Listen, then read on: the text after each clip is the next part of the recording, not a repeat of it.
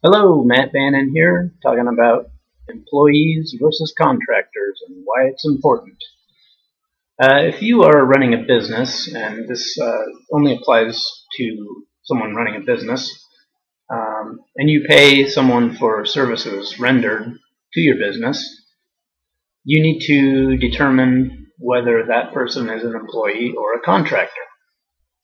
If the person is a contractor, life is pretty simple. You pay them, they go away. At the end of the year, if you paid them more than $600 for the year, you issue a 1099 to them and a copy to the IRS. They pay the taxes on that income. If there's self-employment tax, FICA due, that's on them. Your obligations are finished. An employee, on the other hand, is quite a bit more work. When you pay an employee, you need to withhold taxes from their wages. Income taxes, Social Security taxes, Medicare taxes, state income taxes, and file quarterly payroll reports and forward that money to the government. Issue a W-2 at the end of the year. There probably will be state tax implications, such as state unemployment insurance. So it's a pretty significant difference between the two. To determine the difference between the two, who is a contractor, who is an employee, largely is a question of control.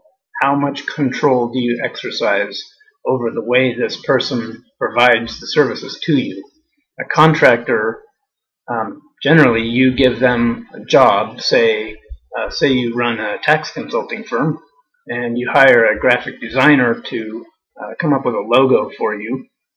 You specify how you want the logo to look and when you would like to have it, but otherwise they're free to operate however they want.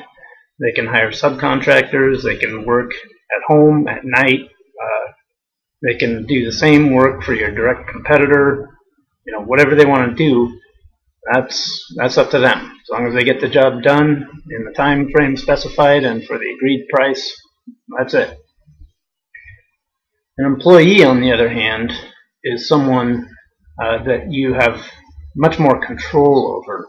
You tell them when they're going to show up for work, where they're going to show up for work, how long they're going to work, when do they take lunch, are they allowed to do this kind of work for competitors or anyone else. You basically run this aspect of their life. That's an employer-employee relationship. You really need to treat it that way. Withhold taxes, pay the taxes, file the reports, do all that work. The danger is if you if you pay them just as a contractor and just issue the 1099 and deduct it on your tax return.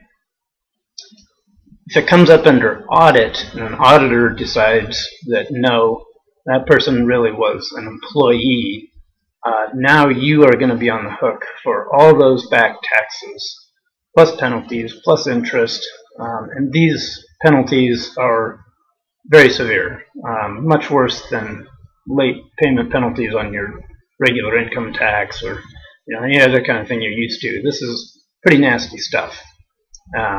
So you really want to be careful here in making this determination. If you're treating someone as a contractor, just make sure that you can substantiate that. Does that person perform services, similar services for other companies? Can you show that? Do they have a website? Do you issue invoices to them periodically? Do you have any kind of a contract with them, and when does it terminate? Most employment agreements are open-ended, but most contracting agreements have a set time frame or project completion date or something that ends the relationship. So just be careful of all that. Keep all that kind of stuff in your files for a few years. Employment tax audits can go quite a ways back, pretty easily 5 or 6 years. So we keep good records here. If you have any questions about any of this, just give us a call, 503-208-3736. Thanks for tuning in. Hello.